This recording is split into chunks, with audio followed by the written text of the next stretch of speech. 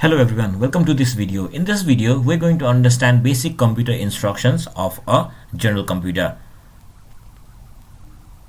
First of all, we'll follow this particular assumption here where the memory size is 4096 words with each word containing 16 bits of data or instruction. So when we talk about the basic computer instruction format, there are three kind of instruction that we need to deal with. The first one is memory reference instruction, the second one is register reference instruction, and the third one is input output instructions. So the instruction register of this particular computer system is of 16 bit, where the first 12 bits is separated as an address for in case of memory reference instruction, or a register operation in case of memory reference instruction, in case of register reference instruction, and of 12 bit for IO operation for input output instruction. So first we'll focus on memory reference instruction. So what basically we do in IR is we fetch some instruction from the memory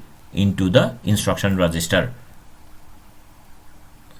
So each and every memory reference instruction will contain some address here. Say we want to add some data to our accumulator with some value present in memory location 234H. So in this particular case, this 234H will be represented as an address.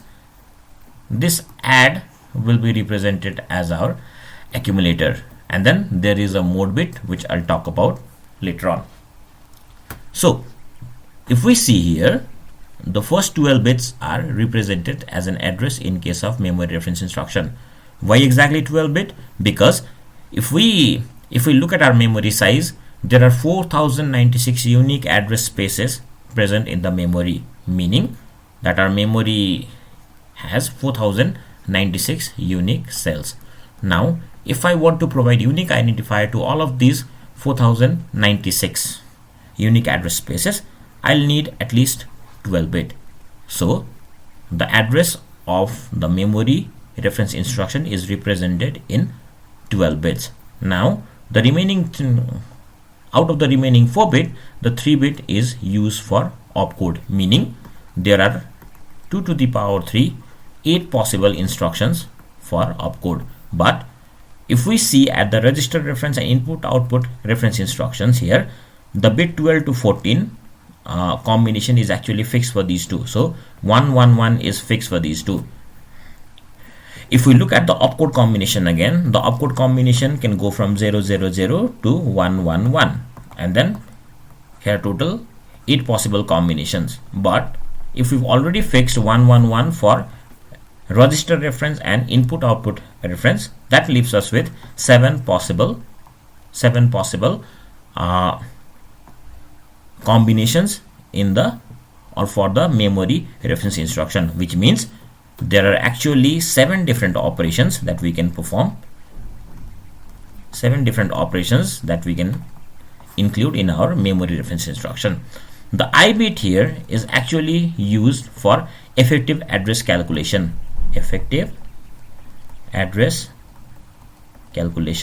which means the address provided in this particular instruction can be of two types. It can be a direct address or an indirect address. I'll also try to explain this. So let's say we have an instruction add AC, 234H. So when we look at the memory location 234H, there could be our value. This is one scenario. Or in another scenario, if we look at the location 234H, there could be another location, maybe 301H, and then if I go to location 301H, then I could get my value here. So in these two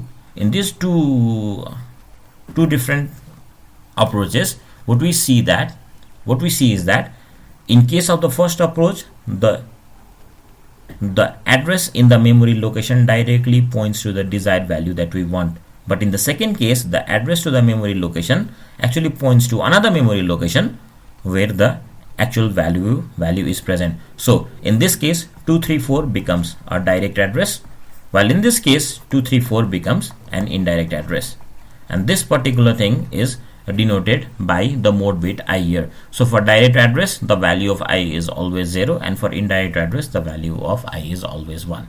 Now we move on to register reference instructions.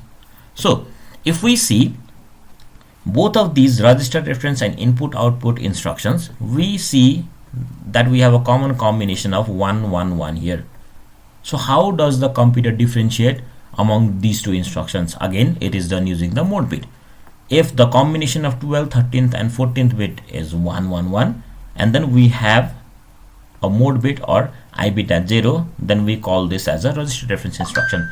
But if we have a combination of 1 1 1 and then the mode bit as 1, then we call it as our input output instruction, which is also mentioned in this particular scenario. So in our register reference instruction, we see that these 12 bits do not represent the address, but they represent register operation. And then in case of our input output instruction, these 12 bits do not represent our address, but they represent the IO operation. So all of these three kinds of instruction are well accommodated inside this 16-bit instruction register. The computer decodes this instruction register and then understands what type of operation it needs to perform. After decoding. So this is all about the basic computer instruction format.